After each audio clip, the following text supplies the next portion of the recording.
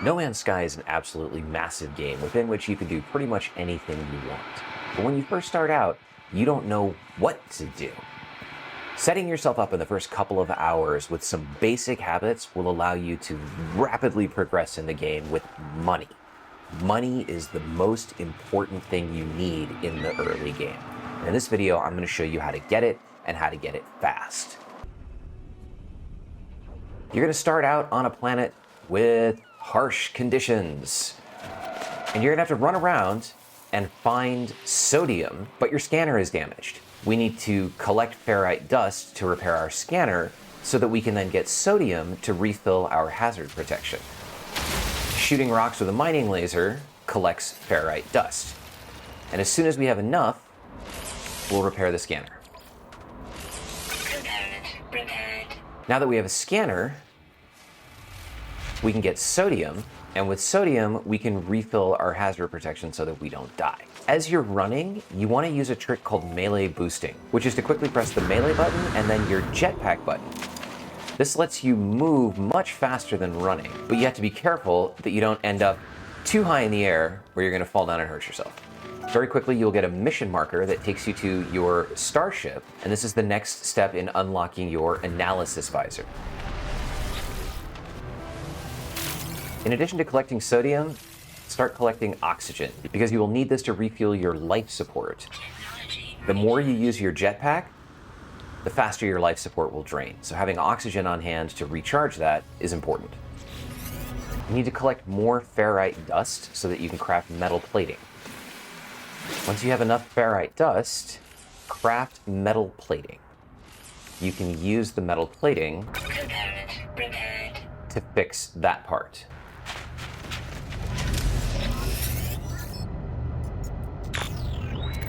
A hermetic seal is something that you'll learn how to make later, and the game is kind enough to give you one right now to repair your starship. Remember, all of this is just something that you're going to have to do to get to the part that matters the most. And that's being able to scan things and make money from them. We'll take this chart, plot a route, and it's going to show us the location of a hermetic seal. If you ever find yourself low on resources to recharge your thermal protection, you can go inside of a building or inside of a cave, and it will recharge once you're out of the elements. Occasionally you will get storms. You see we have a blizzard incoming. The game is doing this to teach us about how to hide inside of places. As you're running around, you will see damaged machinery, which looks like this. Always stop and fix it and collect the junk that it has, which is going to be viscous fluids, residual goop, or living slime. You'll also get some kind of a reward. In this case, we got some Starship launch fuel, which will be helpful later. Now we're in a blizzard, and look at how rapidly our thermal protection is dropping. First thing I'm going to do is go inside of one of these buildings to recharge my thermal protection. And if your life support is low, you can use some of the oxygen that you've collected to recharge that. Many buildings that you find will have this device. In this particular mission, it's just going to give us a hermetic seal, but any other time that you find it, it will give you nanites. And nanites are one of the most important currencies. You have units and you have nanites. Units will allow you to purchase ships and other things that people want money for, and nanites will allow you to purchase modules to upgrade your systems, like your exosuit and your scanner and other devices that you have. And now we can use the analysis visor, but before we do so, we have to craft some carbon nanotubes. And we don't have enough carbon. Carbon comes from plants. There are also some things that just generate carbon as a mineral, but you can mine any plant and get carbon off of it. As you're mining, keep an eye on that thermal reading on the top right there. And for the best mining performance, you want to keep this hovering right between yellow and red. The hotter your mining laser gets, the faster it will mine. And when it runs out of fuel, you can recharge it with carbon.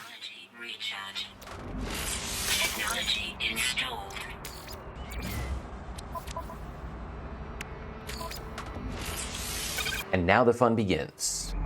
You can use the analysis visor to scan plants, minerals, and animals, or flora, fauna, and rocks. Anytime you see the question marks there on the left, that means that there's something that you can scan. And if you notice, I'm not getting very many units for scanning these rocks. I'm getting 200 units. Animals that you have not scanned show up as these red dots. And if I scan one of those, I'm getting, all right, 1,600. That's a lot better than 200, but it's not going to buy you a ship. You can zoom your scanner in to make it easier for you to scan things. 3,000 units, that's better. But our objective is to install modules for the scanner that turn that 3,000 units into 300,000 units. On the Discoveries tab, you can see the page for your planet, and the fauna section will tell you not only how many animals you've scanned, but also how many there are in total and where you'll find them. If you successfully scan all of the animals on a planet, you get a bonus of some amount of nanites. The number of animals corresponds to the amount that you'll receive as a bonus. For 6 animals, we'll get 1,500 nanites, and this is how we start building our nanite pool. Rare, underground, and always active are gonna be the most challenging, but it's always worth it to spend the time to find them. All right, we are at 4 out of 6. We know one of them is gonna be underground in a cave, and the other one is just a rare ground animal. So we just gotta keep our eyes open. As you're using the analysis visor, some other things that you want to keep an eye out for are buried technology modules, which you can't collect yet, but just note that they're there, and any type of building. And the reason that you want buildings is because they will give you navigation data, which we are going to trade later on for exosuit upgrades. Early on in the game, the biggest problem that you're going to have is with inventory. You don't have a lot of space in your exosuit to hold stuff. And while you do have more space in your starship, it requires that you're next to your starship. So one of the things that you want to concentrate on early is upgrading your exosuit. And you'll be able to do that 2 times for every star system that you're in, plus more if you can get nav data that you can trade for the location of exosuit drop pods. The joy of playing No Man's Sky is really about what you do on the way to the thing that you're trying to get to. It's not just a mining simulator. And it's not just an exploration game, it's a puzzle game. You're trying to optimize your productivity by planning for the things that you don't even know about yet. You're also going to occasionally come across stashes like this. Always search them. You find stuff. Sometimes you find really cool stuff. Yesterday I found a module for a Corvette, and I don't even care about Corvettes, but I was able to sell that for 1.2 million units by the time I got to the space station. Sometimes on your scanner, you'll see things that have 3 stars. Well, 1 star, 2 star, or 3 stars. These are special items. For example, these metal fingers are something that are mineable and produce a large number of resources. Uranium is another element that you will use once you get into your ship. You'll use it to recharge your launch thrusters with far greater performance than using starship fuel. Starship fuel is kind of a pain to craft, so if you can pick up some uranium along the way and just keep that in your ship, it'll make it really easy for you to recharge. I saw this on the horizon, and this, while not a building, is one of those map beacons that I told you about. They always look like this. Always stop and scan them, and you'll collect your navigation data. They also frequently have a damaged container from which you can collect rusted metal or some other kind of junk. Rusted metal will break down into ferrite dust. And then inside the damaged container, you'll get some stuff. In this case, we got some nanites. There's also some damaged machinery over here. These are really easy to spot, especially at night. Night is also great for finding sodium and oxygen because they glow. Here I have found my cave. Caves are super cool. If you're looking for cobalt, you're only going to find it in caves. Caves also contain abandoned relics, which you can sell at the space station. And if you look for long enough, you'll find that one rare creature. Hello, buddy. Oh, you're beautiful. That was our last creature. So now on the Discoveries tab, we've discovered 6 out of 6 fauna, and we can hold this to register an additional 1,500 nanites. The other thing that you want to do off of the Discoveries tab, and you can do this whenever, is come out and upload all of your discoveries. So we got an additional 94 nanites. You're not going to get a lot of nanites for uploading discoveries. You will get a lot of units once we upgrade our scanner. The real nanite bonus comes from spending the time to discover all of the fauna on a planet. It is so worth it. The portable refiner is important, not just for the story missions, but also because we're going to refine all of that goop we've been collecting into nanites. And remember when I told you that ferrite dust is important? Everything that you're going to craft, pretty much in the early game, needs metal plating. So always have an abundance of ferrite dust. Another thing cool about the portable refiner is that you can just pick it up and put it back in your inventory and carry it around with you. Be careful though, because you will often get so excited by whatever you've crafted that you will get into your ship and fly away, and then you won't remember where this thing is and you'll have to make a new one. You fuel it with carbon, which is why we've been collecting lots of carbon. And then you can use this to refine things into other things. For example, rusted metal becomes ferrite dust. Refining junk into nanites starts with residual goop, which become viscous fluids, which then become living slime, which then become runaway mold, and runaway mold you can refine into nanites. We're not going to do this right now, but this is why we've just been collecting those things along the way. And by the time we get up to the space station and back down, we'll have a ton of it, and we'll probably be able to get maybe another 150 or 200 nanites out of it. We now have a lot of ferrite dust, and we will use that to create pure ferrite. And while we don't need 443 pure ferrite, rather than splitting stacks and trying to get it exactly right, I usually just refine it until I get to the amount that I'm looking for and then stop it.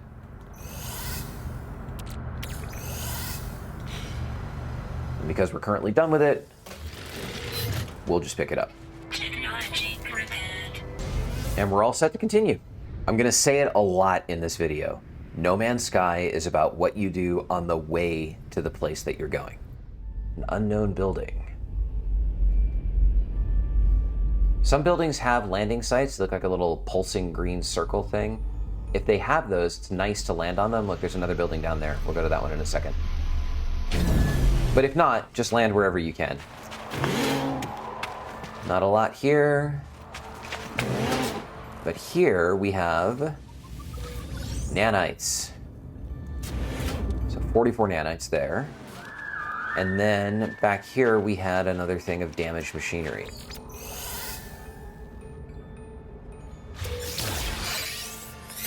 Oh, an S-class thermal protection module for cold. This is what I mean. You will get stuff, like that would have cost 400 nanites if we bought it from a station.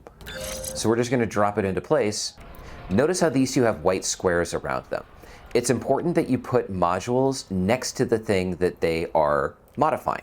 If I were to put this over here, for example, you see there's no square. It has to be within one square adjacent of its component.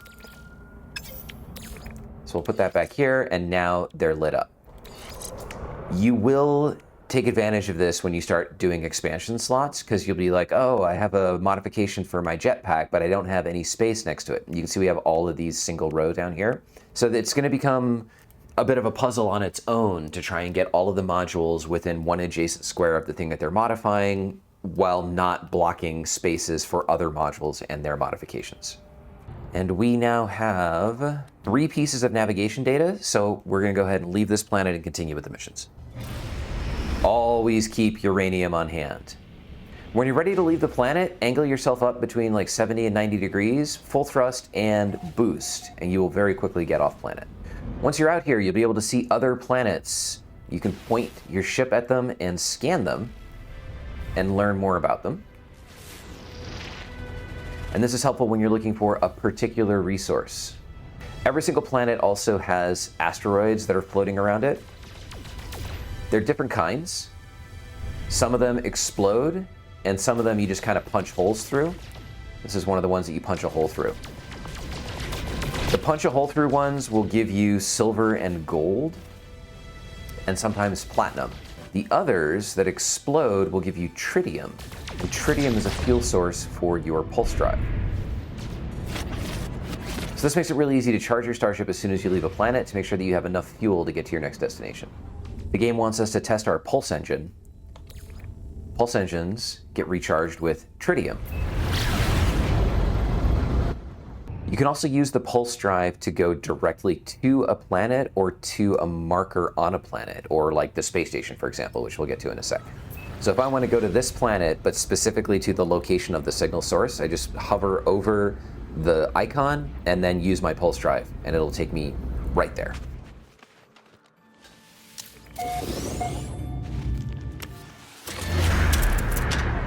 The aliens that you find and interact with might be traders, they might sell you black market modules, they might give you rewards for helping them out. So in this case, I'm gonna guess that this guy wants 100 units. And for 100 units, we got a B-class bolt caster module upgrade for our multi-tool. You could make it with chromatic metal and carbon nanotubes, but we're not there yet. Once we have it made, we could drop a module on it to improve its performance. Some of these also have vendors. They offer components and blueprints. Blueprints are to learn how to make something. So for example, we could make an advanced mining laser for 75 nanites. That's actually a really good deal. Item received. All right, we'll go ahead and buy that. Even though we don't yet have the components for it, we needed a wiring loom, a hermetic seal, and carbon nanotubes. Once you get to the part where you discover your base, in addition to getting more nav data, you will get the plan for the terrain manipulator. This is an important addition to your multi-tool that will allow you to mine resources. So we'll just build that with a couple carbon nanotubes. Technology installed.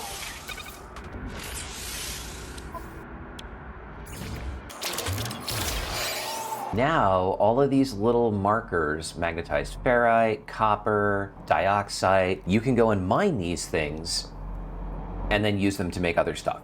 When you're at your mining location, you can use your scanner to get an idea of the size, so you know whether it's a large deposit or a small deposit or where it's actually located. Switch to your mining laser and change its size from large to small. Large will dig holes faster, but you won't get as many resources out of them. Oh, look what I found. More metal fingers. So we're gonna harvest the heck out of all of these. Okay, so after that, I have 2,500 uranium and 1,250 gold. The gold alone, I don't need right now. That's worth 440,000 units. So you see how, I have 52,000 units right now. I can go to a galactic trade terminal and sell that for almost 9 times the amount of money that I currently have. Now that we have a terrain manipulator, we can start collecting these buried technology modules. They hold salvaged data, and you trade salvaged data to learn blueprints for making things in your camp. And here's an example of where you may want to use the largest or maybe the medium size terrain manipulator. So you can just dig a hole really quickly because you don't care about the resources that are in there. When you get to where it says destination reach, just put the icon in the center of your screen. Make sure your terrain manipulator is charged and drill down until you get to the module. Inside of it, you will get salvaged data, and that's what you're after. In a little while, the game's gonna have you actually intentionally go out and do these so that you can craft blueprints. So if you have the salvage data already, it just accelerates that portion of the game. Having completed everything down here, we're gonna head out to the space station. It now shows up as that little icon right there, and all you have to do is hover over it and engage your pulse drive, and it'll take you right to it.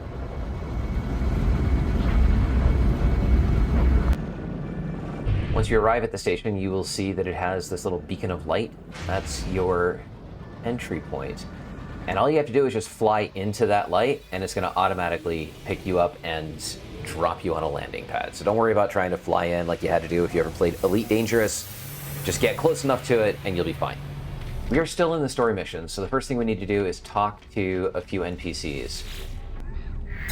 The first 2 are gonna brush you away, and the third one will give you some kind of message. Make sure you don't talk to the technology vendors yet, because you will lock yourself out of actually buying stuff from them without having to leave the station and then come back. Now, although it tells us to go back to our base to continue the mission, you see that we've now unlocked the space station. So now we want to go to the exosuit upgrade place. The first thing we want to do at every station in every system that we visit for the first time is get our suit upgrade. You'll get it always from this place, and you'll have a choice of either upgrading your technology slots or upgrading your cargo. It's going to pick a place for you, but you can move it to a different place if you want. That becomes relevant with the multi-tool when we talk about assigning things to specific slots.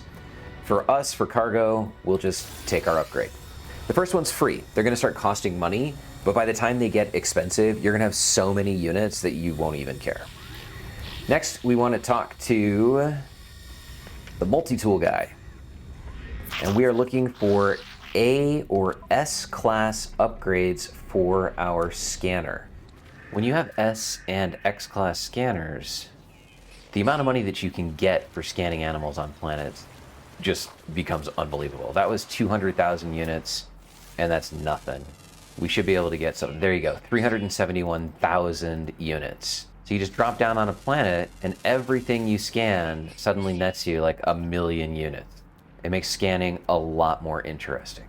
In this character, I have one S class, which gives me an additional 7,000% on fauna and 9,300% on minerals and 7,600% on flora, combined with an X class, giving me more fauna and mineral, and another X class giving me flora, fauna, and mineral.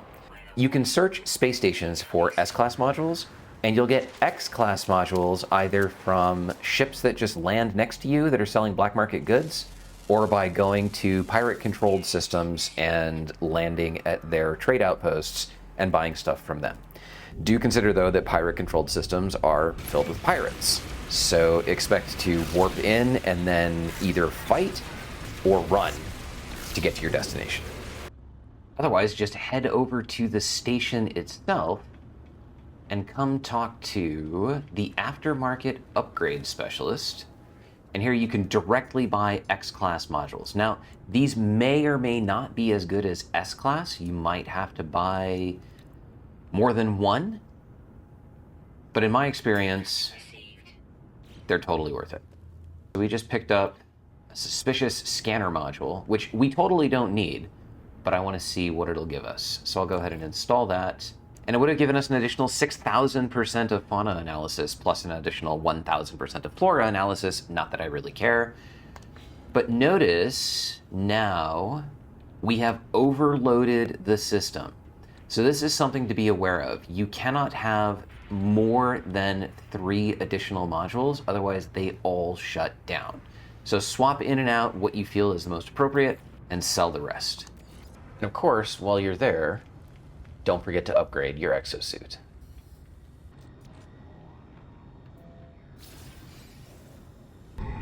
Okay, he has an A-class upgrade for the scanner. S-class would be better, but we'll take what we can get. We happen to have a bunch of nanites because we've already scanned and uploaded and done all of our good stuff, so we can easily afford this. We have to put it next to the module that it's actually affecting. So that's why I moved the scanner from here to here, because we're actually going to get a second A-class scanner module and drop it in right there. And it's not what we want. We wanted fauna analysis boost, and we got flora and minerals. Now this is better than nothing. It's still a 5,000% increase, so it'll give us maybe, what, 10,000? Now while we're here, we'll also hit the map guy, and we want to exchange specific charts for exosuit upgrade charts. All right, so far we have some amount of nav data. We can get 2 of these. We can't use them yet because we can't make one of the components that we need, but we're gonna go ahead and grab them anyway. So I'm back to story missions. The next thing that the story is gonna take you to is a crashed freighter. These are great for collecting resources, and I want to take a couple of minutes to explain to you how they work. Go talk to this terminal over here. They'll tell you what happened to the freighter, which is just interesting from a story perspective. On this very first one, you're going to get your hyperdrive. We need more microprocessors and more chromatic metal. So we'll deploy our refiner here and have it start chewing on some copper. This is done, so we'll collect all of the resources from that, and then collect that. And now you might be tempted here to leave, but don't. Start scanning, and you will see cargo pods. There are 6 of them at every single freighter. Some of them are buried underground. Some of them are behind broken doors that you have to shoot open. All of them are dangerous, and you will get cool stuff. Before we leave this place, I want to show you another way that we can get nanites. We've been collecting all of this goop and slime and stuff, and we just got a bunch more of it from these cargo pods. Residual goop refines into viscous fluids. Viscous fluids refine into slime. Slime refines into runaway mold, and runaway mold refines into nanites. So the reason that you've been collecting all this stuff and carrying it around with you is because you're gonna refine it into nanites. Now it takes a few minutes for each stage to happen, so this is another good thing to do while you're doing something else.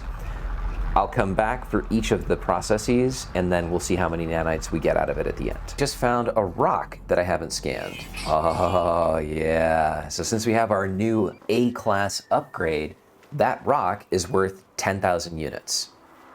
Not bad. Sometimes you find something really nice like this, which is a whole patch of sodium plants. You can just collect from them all and know that your thermal protection will be safe for minutes to come. So while running around, I found another unknown building. So maybe I can buy the microprocessors that I'm looking for. I can. I need 4 of them. Product received.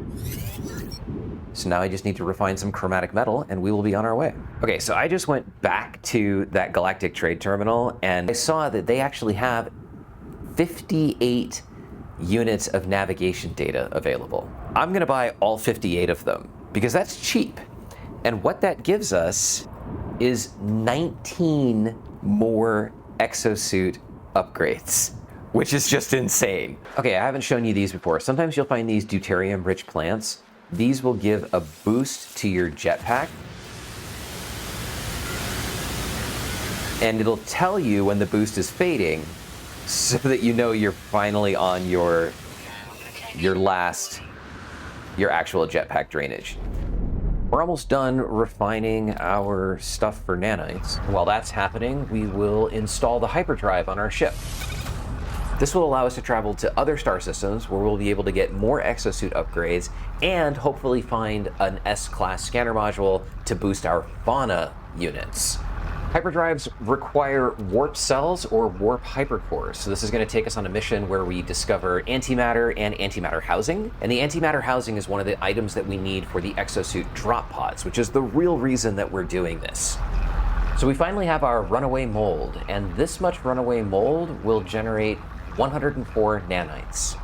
So while it's not going to make you rich, you're picking up the stuff along the way anyway, so it's just like, I don't know, finding quarters in the couch and realizing that you have enough to buy a salad at McDonald's. The scanner is tuned for antimatter, so we're gonna fly around, see what it finds. It found an unknown building. So we have a side quest here, and we have to decide what we want to do with it. There we have a sentinel, and here we have a structure with a reinforced door. We can shoot our way into it, which will trigger the sentinels, and maybe we can get away. Or we can just leave and go on with our day. Well, unfortunately, we can't actually break into it without equipping a bolt caster, which is our weapon. We can do that with chromatic metal and nanotubes.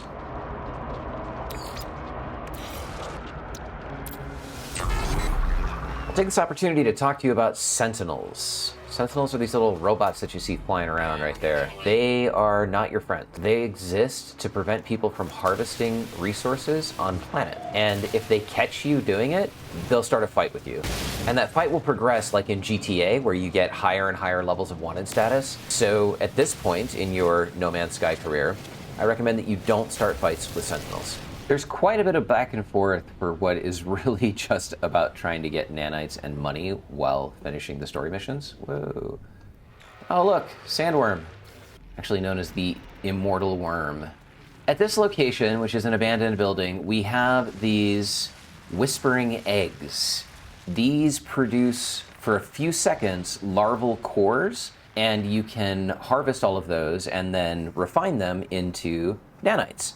And that's super helpful. You can get, I think there's max of 24 or 25 eggs per site, so you're looking at, roughly 1,200 nanites, 1,250. And that's a good haul. But the problem is that it doesn't come for free. If I harvest these, pick up the core, oh, my inventory's full. Oh, that super duper sucks.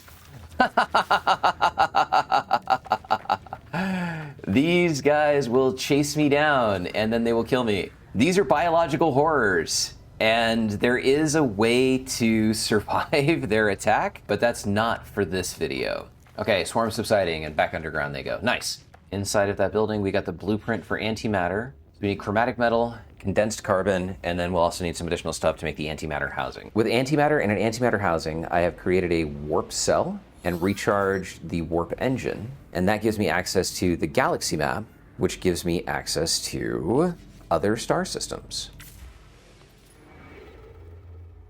So let's just warp to another system and go through the steps there to get our exosuit upgrade. When you come into a new system, you're going to start getting more information, and it's going to direct you to another location. Continue to follow this. Don't worry about trying to scan things and go to the station and stuff like that. Once again, we have to land and search. That brings me to this ancient site. We always want to collect from the knowledge stones whenever we find one of these sites. This is how we learn the words used in the language of the various alien species. These sites always have 3 knowledge stones, and you'll find knowledge stones scattered around throughout the lands as well. It's always worth stopping and picking up a new word for the language. And then we go up the stairs, and we will learn about the Anomaly. The Anomaly is your second milestone, the space station being your first. And once you've found the Anomaly and gone through the little intro there, you're free to go do anything you want in the game. I'm back in my system, and at this point we're gonna have to continue the story missions to unlock the Anomaly so I can show you the final location where you get your exosuit data. But before we do that, since I'm gonna be landing on some planets, I'm gonna come to the cartographer and trade in those 61 pieces of nav data for exosuit upgrade charts at a rate of 3-to-1. That'll give me 20 charts. That's 20 new inventory slots, which is crazy. But in order to do that, I'm gonna need to make antimatter housings, and I'm also gonna need a bunch of sodium nitrate. For 20 antimatter housings, I'm gonna need 600 oxygen and 1,000 ferrite dust. They have 424. But it's cheap, and it's gonna save me the trouble of going around and collecting all of that. We can take these maps to any planet, but we'll just go ahead and go to the planet for the next portion of the story mission. And from there, we're gonna track down some pods. And on leaving the planet, we are introduced to the Anomaly, your second milestone. The Anomaly is special. Inside of it, you'll be able to get missions, and you'll see other players, and you can go on group events. You'll have access to blueprints for stuff that you can't get anywhere else. The Anomaly is your second home. And I'll let you spend time exploring it on your own. The only reason that we're here is to get our exosuit upgrade. Back here in this corner, this is where you will always find the suit upgrade. The other technology merchants here sell various mods and upgrades. So now that we have the Anomaly, we need to make sure that we can summon it in other stations. And we'll do that by talking to Nada and going through her little portion of the story. All right, we can speak to other travelers to earn nanites, and we can do various other things in the space Anomaly. But we are going to leave and try to wrap up this video. Okay, we've got 2 antimatter housings, we've got 2 carbon nanotubes, and we have a bunch of sodium nitrate. So that's enough for us to do 2 of the maps, and I'm not gonna worry about getting enough to do the other 18. We can pick any planet, but I'll just use the one that's right below us. And we're actually able to plot our location without landing first. Oh, lovely. It gave us a different planet. So I guess if you do it in space, there's no guarantee that you'll get it on the planet that you're on. But if you do it on a planet, it'll show up on the same planet. Land next to the pod, and then head inside of it. If you're dealing with any kind of toxic hazard or radiation hazard, being inside of the drop pod will keep you safe. Once you're in it, you need sodium nitrate, an antimatter housing, and a carbon nanotube. And that'll unlock the pod. Unlike the station and the anomaly, these are free. You just pay for it with resources and with the nav data that you found. At each of these locations, be sure to also trigger the little flag, because what that means is for every 3 pods that you discover, you'll unlock another one. After you get one, open up your inventory and crack open another one. This time it'll give it to you on the planet that you're on. So it'll be very simple to just fly over there, trade in your resources, and get your upgrade. Each of these will be pretty far away, so you're gonna have to go up into the upper atmosphere and then come back down again. If you follow these steps, within your first couple hours of playing the game, you will be all set with money, nanites, and exosuit inventory slots. If you want to know how to survive those glorious monstrosities and harvest even more nanites from the larval cores, watch this video right here. Thank you so much for watching. My name is Oskapt, and until next time, stay safe out there, travelers.